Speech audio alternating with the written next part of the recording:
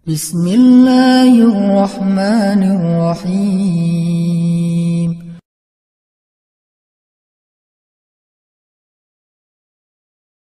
Bagaimana ikhlas itu bisa merubah sesuatu yang sedang kita alami, baik itu musibah ataupun itu anugerah. Kemudian bagaimana cara kita menjadi seseorang yang mukhlis, sampai ke derajat tertinggi dari mukhlis itu adalah mukhlas. Jadi ada mukhlis, ada mukhlas. Orang mukhlis adalah orang yang sedang belajar menjadi ikhlas. Orang mukhlas, orang yang udah ikhlas banget. Jadi orang yang mukhlas itu nggak ada bedanya antara dipuji sama dicela. Itu mukhlasin. Ketika dia posting sesuatu, likersnya banyak atau malah hatersnya banyak, buat dia nggak ngaruh. Itu mukhlasin. Nggak gara-gara dia yang nge-like dan komen positifnya disanjung banyak, jadi dia semangat. Terus giliran di hate sama orang lain, dicela sama orang lain, dia jadi kayak pelundung gitu. Ini berarti sedang belajar mukhlis. Orang mukhlas nggak ada bedanya bagi dia antara emas dan batu. Sama di mata dia antara emas dan batu. Orang mukhlas sama di mata dia antara pujian dan celaan. Orang mukhlas sama di mata dia antara orang yang membalas kebaikannya atau justru mengkhianati kebaikannya. Dia tetap menolong orang tersebut. Ini mukhlasin, derajat tertinggi dari mukhlisin. Sehingga para anbiya kayak Nabi Yusuf, Nabi Musa, Allah menyebutnya mereka adalah mukhlasin. Wadhkur fil kitabi Musa innahu kana mukhlason wa kana rasulan nabiyya. Salah satunya. Coba kalian ingat kisah tentang Musa. Musa adalah seorang hamba yang mukhlason, mukhlas banget, yang udah nggak ada bedanya dipuji orang, dicela orang, diikuti orang, ditinggalkan orang, buat dia nggak beda. Dia tetap berbuat baik, dia tetap taat kepada Allah. Gak ada bedanya ketika dia berhijrah, kemudian hijrahnya ini menguntungkan atau hijrahnya ini menjadi ujian.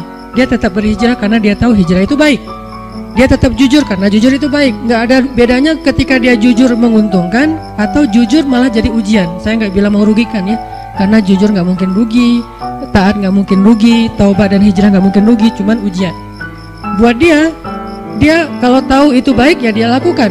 Mau untung, mau jadi ujian, ya buat dia pokoknya lakuin aja. Ketika dia misalnya dalam sebuah transaksi gitu, dia jual beli mobil. Kadang-kadang gara-gara terlalu jujur, apalagi jual beli mobil second gitu, kalau jujur resikonya kan agak susah cari untung nih. Dia bilang ini tangan pertama, karena emang belum berubah nama, tapi udah tangan ketiga padahal. Dia bilang ini belum pernah kecelakaan, mobilnya sehat banget. Kalau yang masih modelnya analog malah bisa diulik supaya kilometernya dikurangin. Gak tahu kalau yang digital. Artinya dia nggak jujur demi dapat untung besar. Nanti untuk less guilty dia akan bantu anak yatim, panti asuhan, bikin tasyakur bin ni'mah di rumah kayak gitu kan. Ini proyek kecil, apalagi proyek besar. Ketika dia udah main dalam sebuah event, udah main dalam sebuah proyek-proyek pemerintah yang angkanya udah MM-an, dia susah untuk jujur. Lalu setelah dia nggak jujur dapat untung supaya sedikit less guilty-nya, dia bantu pesantren, panti asuhan, bangun masjid atau tasyakuran di rumah, ngundang anak yatim. Nah, sekarang kita coba kembalikan lagi, bukan itu yang disebut orang soleh. Orang soleh itu adalah ketika dia taat kepada Allah dalam keadaan sarra au dharra, dalam keadaan senang atau dalam keadaan susah, dan itulah mukhlasin. Alladzina yunfikuna fis sarra'i wad dharra. Orang yang tetap membantu orang lain. Yunfik itu kan bukan hanya ngeluarin duit ya, tapi inti dari yunfik atau infak itu adalah ngebantu orang. Kalau kita ngeluarin duit tapi nggak membantu orang, itu namanya juga yunfik, tapi yunfik untuk dirinya. Karena infak dalam bahasa Arab itu mengeluarkan harta. Cuman identiknya mengeluarkan harta di sini artinya bantu orang lain. Dia tetap bantu orang lain fis sarra au dharra. Fis sarra ketika dia lapang rezekinya, au dharra ketika dia juga lagi terlilit hutang, dia juga lagi susah, dia juga belum makan tapi ngasih makan orang lain. Ini ringan. Yang berat itu adalah ketika ujiannya perasaan. Dia tetap bantu orang itu walaupun orang itu mungkin melupakan kebaikan dia. Dia tetap bantu orang itu walaupun orang itu adalah pernah nge-unfollow dia. Dia bantu orang itu walaupun orang itu ngeblok dia. Yang lebih berat lagi, dia bantu orang itu walaupun orang itu pernah mutusin dia. Nah saya juga belum kalau itu. Masih mukhlisin, belum mukhlasin. Mukhlisin lagi belajar ikhlas, belum benar-benar jadi orang yang ikhlas. Bisa nggak kita ngelakuin satu kebaikan tanpa lagi membedakan antara efek dari kebaikan itu nguntungin atau justru menjadi ujian. Nah ini kalau udah nggak ngaruh lagi efek itu, insya Allah kita udah menjadi hamba yang mukhlason. Kalau yang mukhlason, maka setan udah nggak bisa lagi ngegodain kita. Karena ketika setan berakad dengan Allah setelah Allah memarahinya gara-gara nggak mau sujud kepada Adam, kemudian kata setan, akan saya goda hamba-hambamu selama saya masih ada di dunia, kecuali hambamu yang mukhlason. Itu nggak bisa digoda sama setan. Kenapa? Mau goda pakai apa? Udah nggak ada bedanya di dia antara nikmat dunia dengan ujian dunia. Dia cuma tahu ini taat, ini baik, ini halal, dia kerjakan. Mau itu untung, mau itu jadi ngerugiin dia dalam tanda petik, mau itu malah buat orang meninggalkan dia lakukan dengan akhlak yang tetap santun. Ini yang kita belajar dari menjadi seorang hamba yang ikhlas, menjadi seorang hamba yang mukhlas, sampai akhirnya kita lebih mudah melakukan kebaikan. Kayak misalnya kan ujian buat kita tuh kadang di keluarga aja. Ada anak yang bilang, Ustadz, memang masih pantas saya berbakti sama ayah yang dulu pernah ninggalin saya, nggak nafkahin saya, zalim sama saya, pernah nyakitin fisik saya, dan segala macam. Kan ada pertanyaan gitu kan kita sebagai anak. Padahal nggak usah nanya gitu juga, yang namanya orang tua pasti berjasa dalam hidup kita. Dan sepanjang hidup kita berbakti kepada mereka, itu belum bisa ngebayar satu aja pengorbanan mereka untuk kita. Sama kayak seorang istri kepada suami, begitu juga anak kepada orang tua, tanpa bertanya gitu, apalagi sampai nanya. Kalau sampai misalnya kita berpikir, ayah saya pernah zalim sama saya, ibu saya pernah zalim sama saya dengan berbagai macam kasus, maka jawabannya kalau dari angle konten kita malam ini, mau jadi orang yang mukhlas atau mau jadi orang yang pamrih. Kalau mau jadi orang yang mukhlas, gak ada bedanya, asalkan itu adalah berbakti kepada orang tua. Apapun orang tuanya, mau orang tuanya baik atau menurut dia gak baik, yang namanya Allah suruh berbakti, ya saya berbakti. Orang saya kan ngelakuinnya karena Allah, berakadnya kepada Allah, bukan kepada makhluk. Itu kan inti dari ikhlas, berakad dengan Allah, bukan berakad dengan makhluk. Kalau berakad dengan Allah maksudnya apa? Berarti kita minta rewardnya dari Allah, minta apresiasinya dari Allah, minta kebaikannya dari Allah, bukan dari makhluk. Yang kita harapin like dari Allah, yang kita harapin di repost oleh Allah. Karena ada sahabat-sahabat yang captionnya pernah di repost sama Allah di Al-Quran. Salah satu sahabat yang captionnya di repost siapa? Umar bin Khattab, 3 kali di repost oleh Al-Quran. Itu keren banget, sampai ada sahabat captionnya dia di repost oleh Al-Quran. Jadi ayat itu mengulang kembali kata-kata Umar. Salah satunya di surat At-Tahrim, kemudian nanti ada di surat Al-Anfal, kemudian ada juga di surat Al-Ahzab. Allah nge-repost kata-kata Umar bin Khattab. Ini menunjukkan bahwa ikhlas banget, yang diharapin adalah reward dari Allah, apresiasi dari Allah, anugerah dari Allah, hadiah dari Allah, kebaikan dari Allah. Ustadz, kalau misalnya nggak berharap apa-apa bahkan dari Allah, itu bukan ikhlas. Karena makna ikhlas itu bukan tidak berharap apa-apa. Makna ikhlas itu murni. Arti murni, berharap hanya kepada Allah. Karena kalau sampai kita nggak berharap surga, nggak berharap dibebaskan dari azab neraka, nggak berharap dibantu oleh Allah, itu bukan ikhlas. Itu apa Ustadz? Itu istaghna. Ini ada sedikit yang harus kita perbaiki dari persepsi tentang makna ikhlas. Apa bedanya ikhlas dengan istaghna? Kalau ikhlas tidak berharap kecuali kepada Allah. Kalau ke Allah dia berharap surga. Allah sendiri yang menjanjikan kan? Wa'adallahu alladhina amanu, misalnya wabashshiril ladzina amanu wa amilus solihat anna lahum jannat. Ayat kayak gitu kan banyak banget di Al-Qur'an ya. Allah menyediakan untuk mereka ampunan, Allah menyediakan untuk mereka surga, Allah menyediakan untuk mereka kebaikan. Wa may yattaqillaha yaj'al lahu makhraja wa yarzuqhu min haitsu la yahtasib, yukaffir anhu sayyiati wa yu'dhim lahu ajra, yaj'al lahu min amrihi yusra. Ayatnya banyak banget. Kalau Allah udah nawar-nawarin terus kita bilang, "Dah saya mah enggak butuh itu." Itu namanya istaghna. Istaghna arti bahasanya merasa enggak butuh. Terjemahan lebih umumnya lagi, sombong. Jadi kalau kita enggak berharap apa-apa ke Allah, justru Allah tuh enggak suka. Bukan Allah salut, hebat ya hamba ini ya, ngelakuin kebaikan gak berharap apa-apa. Enggak, itu Allah gak suka. Kalau kita ke teman, kita suka, karena ketika dia berharap sesuatu ke kita jadi beban. Kalau Allah itu gak jadi beban. Jangan samakan Allah dengan makhluk.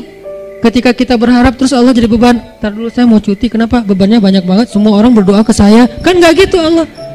Masa ketika kita berdoa Allah jadi beban? Bukankah Allah berfirman, kullu yaumin huwa fi sya'an.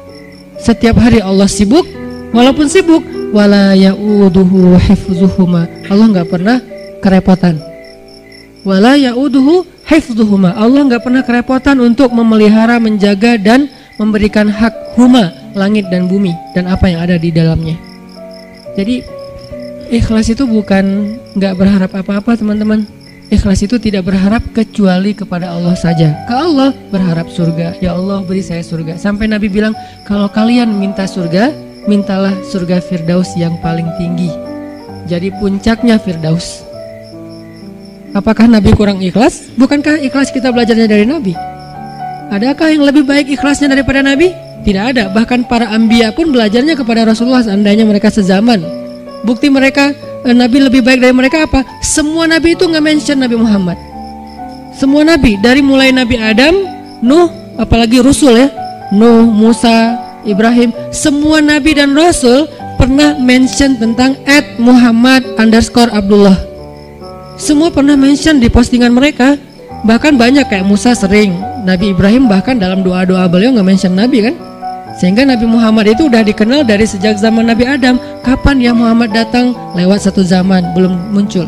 Lewat zaman kedua, kapan ya Muhammad yang dimention itu datang? Jadi setiap umat yang soleh pasti nungguin Rasulullah loh. Umat Nabi Adam nungguin Nabi Muhammad, umat Nabi Nuh nungguin Nabi Muhammad. Tapi mereka tahu bahwa Nabi ini akan muncul, cuman gak tahu kapannya.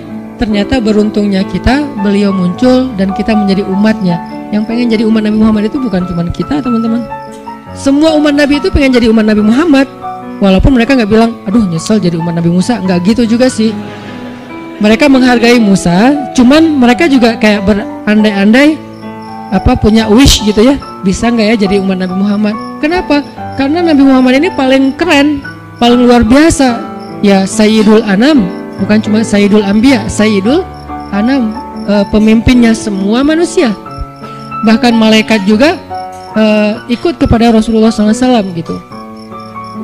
Para anbiya sholat di Masjid Al-Aqsa diimamin oleh Rasulullah SAW. Jadi nggak ada orang yang lebih baik dalam masalah agama daripada Rasul. Kalau Nabi mengajarkan kita tentang mengharapkan kebaikan kepada Allah dan itu masuk dalam bagian ikhlas, berarti kalau ada orang yang nggak mengharapkan lalu merasa paling ikhlas, ini pasti ada yang miss nih tentang pemahamannya. Enggak. Tetap berharap, ya Allah masukkan saya ke surga. Bahkan doa kita sebelum kita salam, salah satu yang diajarkan apa? Allahumma inni a'udzubika min azabi jahannam wa min azabil qabr wa min fitnatil mahya wal mamat wa min syiddatil fitnah wa min syarri fitnatil masiihid dajjal. Atau doa yang dibaca sama Bilal terus di like sama Nabi itu apa? Yang diposting sama Bilal. Allahumma inni as'aluka ridhaka wal jannah wa a'udzubika min sakhatika wan nar. Itu kan postingan Bilal ya. Yang first like-nya malah Rasulullah. Lalu yang lain pas ngeliat Rasulullah nge-like pada nge-like juga. Akhirnya malah di save gitu postingan Bilal dan dihafal. Kemudian di repost sampai zaman kita sekarang. Isinya apa itu? Meminta dan berlindung. Berarti mengharapkan kan? Meminta berarti mengharapkan surga dan ridho Allah. Berlindung berarti mengharapkan terbebas dari neraka dan dan kemarahan Allah. Ini berarti ikhlas. Jadi kalau kamu kenapa puasa? Biar ujian nasionalnya lancar. Oh nggak ikhlas tuh. Ikhlas kalau berharapnya ke Allah. Kenapa tahajud? Biar nilainya bagus. Ikhlas kalau berharapnya ke Allah. Kenapa ini? Karena ini. Kenapa ini? Baik urusan dunia maupun urusan akhirat selama halal ya. Karena kalau kenapa sekarang kamu rajin tahajud, biar gua bisa dagangannya laku. Padahal dalam berdagang dia banyak curang. Ini nih agak klise nih. Klise sekali ya, mirip-mirip dengan orang Khawarij di zaman sahabat. Sampai Nabi bilang gini, ini klisenya Khawarij ya. Kalau di zaman kita menurut sebagian besar ulama, dan saya sepakat dengan itu, seperti ISIS. Klisenya Khawarij itu apa? Kata Nabi, kalau kalian membandingkan ibadah kalian dengan ibadah mereka, maka kalian akan meremehkan ibadah kalian. Saking ibadah orang Khawarij itu luar biasa. Itu soleh banget dari sisi ibadah ya, taat banget, rajin ibadah banget. Sampai di zaman sahabat ada orang Khawarij lagi selesai perang, mereka istirahat di bawah sebuah pohon korma, duduk di atas kepala para sahabat. Jadi ada sahabat yang dipenggal kepalanya, mereka duduk di atas kepala sahabat yang habis dipenggal, istirahat. Tiba-tiba jatuh buah kurma. Pas buah kurma jatuh, temennya ngambil. Kata temannya yang lagi duduk di atas kepala sahabat bilang, jangan makan, itu kan bukan hak kita, karena kita belum minta izin kepada pemilik. Giliran satu butir korma, mereka mikirin halal haram, tapi di bawah mereka lagi didudukin kepalanya para sahabat yang dijamin masuk surga. Klise kan? Ini yang sering terjadi. Kadang-kadang kita dari satu sisi ahli ibadah, malam tahajud, siang puasa, tapi komen di sosial media masih istilahnya gibah, buka aib, apa-apa segala macam. Ini berarti kita kayak agak sedikit aneh gitu kesolehannya. Nah, termasuk orang yang pengen jadi orang baik tapi nggak mengharapkan apa-apa. Sampai ada syair, dan saya agak kurang setuju dengan syair ini, mengatakan, ya Allah, kalau saya berbuat baik karena pengen surga, tutuplah pintu surga itu dari saya, gitu kan ya. Kalau saya beribadah karena takut neraka, masukkanlah saya ke dalam neraka. Saya melakukan itu hanya karena cinta. Terkesan hub, al-khauf, dan ar-roja itu tiga hal yang bertentangan. Padahal tiga hal ini tiga-tiganya bagian dari iman. Hub, cinta, bagian dari iman. Kita harus mencintai Allah lebih dari segalanya. Khauf, takut kepada Allah, bagian dari iman. Sampai Nabi mengatakan, Ra'sul hikmah makhafatullah. Puncaknya orang yang berilmu itu takut sama Allah. Jadi orang yang paling takut pada Allah, yang paling banyak berilmu. Innama yakhsyallaha min ibadihi al-ulama. Orang yang paling takut kepada Allah di antara hambanya adalah orang yang berilmu. Begitu juga dengan ar-raja. Siapa yang mengharapkan kebaikan di sisi Allah, maka dia mendapatkan apa yang diharapkan, termasuk niat. Maka yang paling tepat di antara makna ikhlas, ikhlas itu tidak berharap kecuali hanya kepada Allah. Kalau berharap kepada Allah, itu semuanya ikhlas. Kalau nggak berharap apa-apa dari Allah, namanya istaghna. Dan ayat tentang istaghna, kalla innal insana la yatgha ar-ra'ahu istaghna. Manusia itu akan banyak berbuat dosa ketika dia merasa dirinya serba cukup, nggak butuh lagi kepada Allah SWT.